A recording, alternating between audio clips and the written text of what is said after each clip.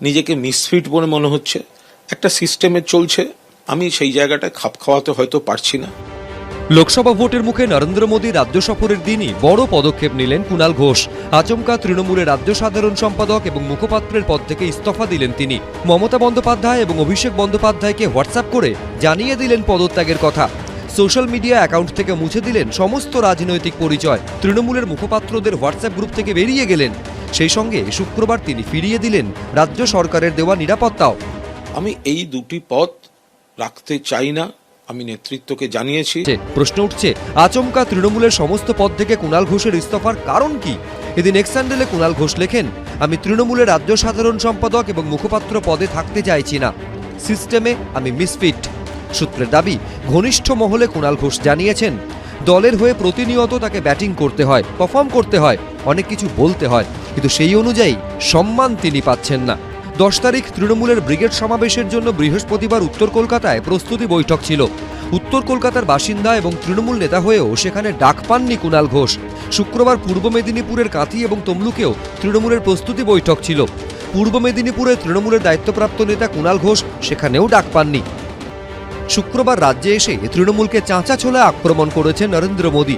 এতদিন যে কুণাল ঘোষ এরকম আক্রমণের জবাবে তৃণমূলের হয়ে ব্যাট ধরতেন, তিনি ইঙ্গিতপূর্ণভাবে এদিনই তৃণমূলের সব পদ থেকে ইস্তফা দিয়ে রাজ্য রাজনীতিতে অন্য শোরগোল ফেলে দিলেন।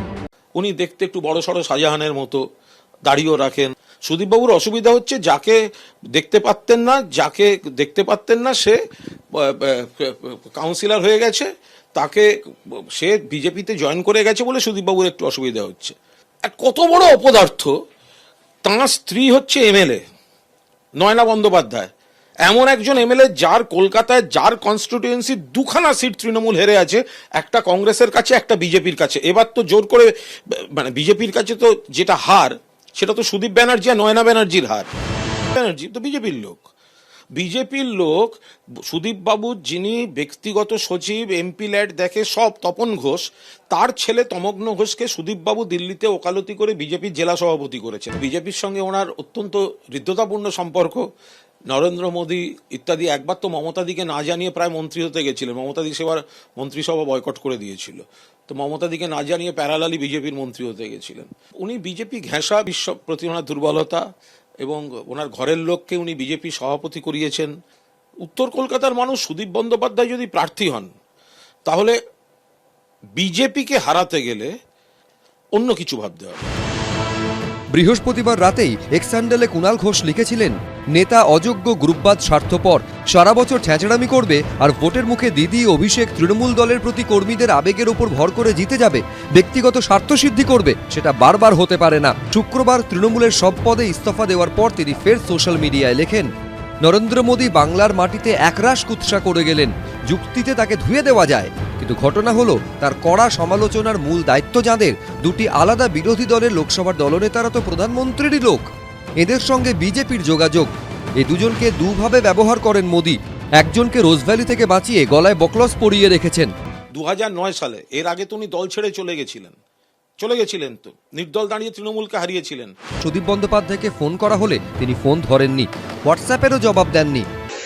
তাপসদা জানেন, তাপসদাকে আমরা শেষ চেষ্টা করেছিলাম এক পরিবারের মধ্যে রাখতে, কারণ তাপসদা আমাদের খুব প্রিয় পাত্র। তাপসদার দরজা সারা দিন সারা রাত মানুষের জন্য, কর্মীদের জন্য খোলা থাকে। তাপসদা যেভাবে মানুষকে পরিষেবা দিয়েছেন অতীতেও, সেটা রাজনীতিবিদ তাপসদার একটা বড় ফ্যাক্টর। যখন তখন যে কোনো কর্মী, দলের কর্মী তাকে পায়। প্রার্থী হিসেবে ব্যক্তিগতভাবে তাপসদাকে আমি কোথাও জনপ্রতিনিধি হিসেবে 1 ইঞ্চি পেছনে রাখতে পারবো না, কারণ তাপসদা মানুষ হিসেবে, সংগঠক হিসেবে দরজা খুলে, মন খুলে মানুষের জন্য কাজ করে।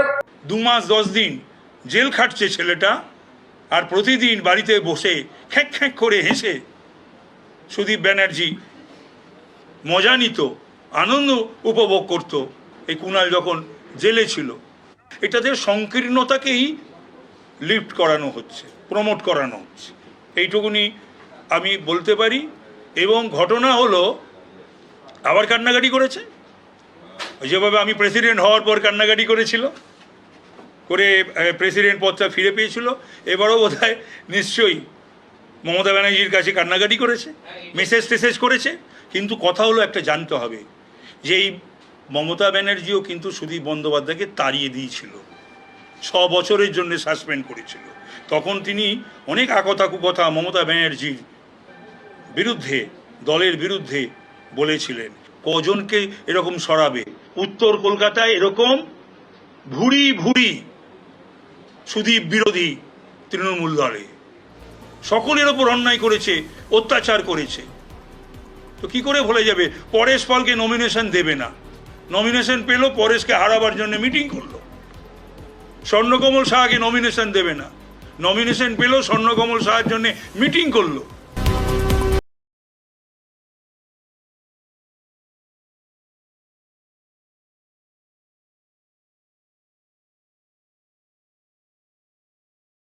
থাকতে চাই না, দল আমায় অব্যাহতি দিক, সাধারণ সম্পাদক থাকতে চাই না, আমি মিসফিট, আমি তো এগুলো বলেছিলাম।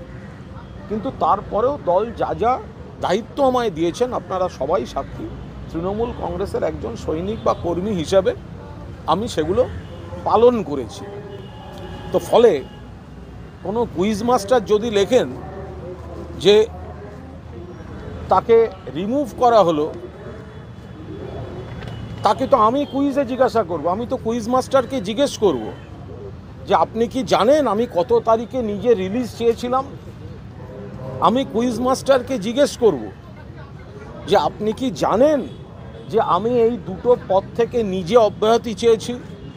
আপনি কি জানেন যে এই দুটো পদ থেকে অব্যাহতি চেয়ে দলকে জানানোর পাশাপাশি আমি প্রকাশ্য টুইট করেছি এবং এক্স হ্যান্ডেলে আমার রাজনৈতিক পরিচয় থেকে এই পদগুলো আমি মুছে দিয়েছি।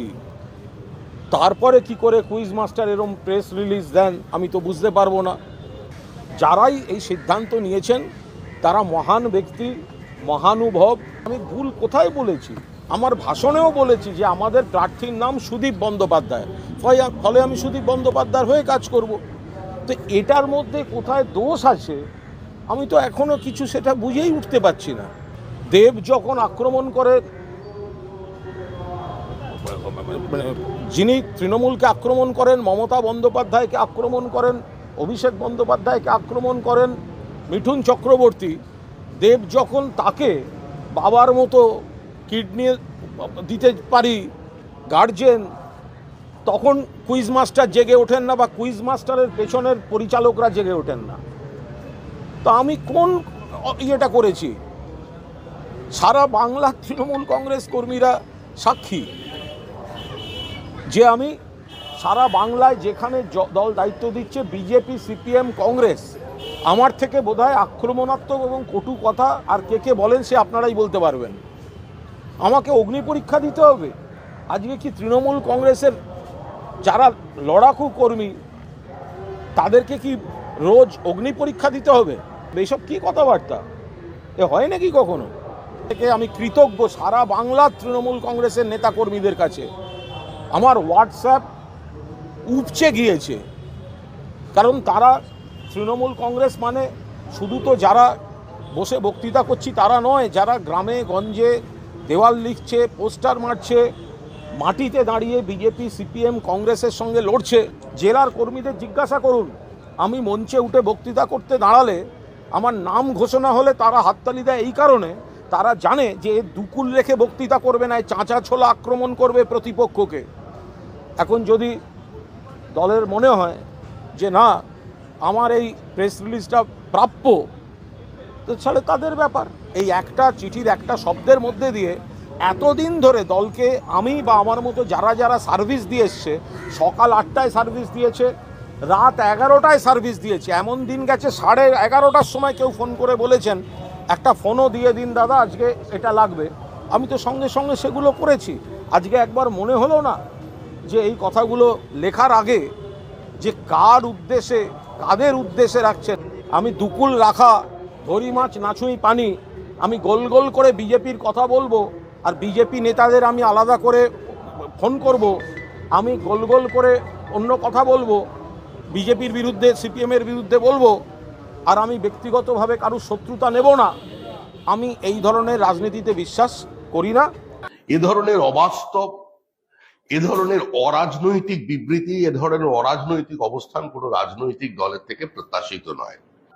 যিনি দলের মুখপাত্র নন তাকে সামনে রেখে যে কোনো ধরনের বক্তব্য, যে কোনো ধরনের আক্রমণ চালিয়ে যাবেন এবং পরবর্তীকালে সেটা দলের লাইন নয় বলে উইথড্র করবেন, এটা সম্পূর্ণ হাস্যাস্পদ বিষয়।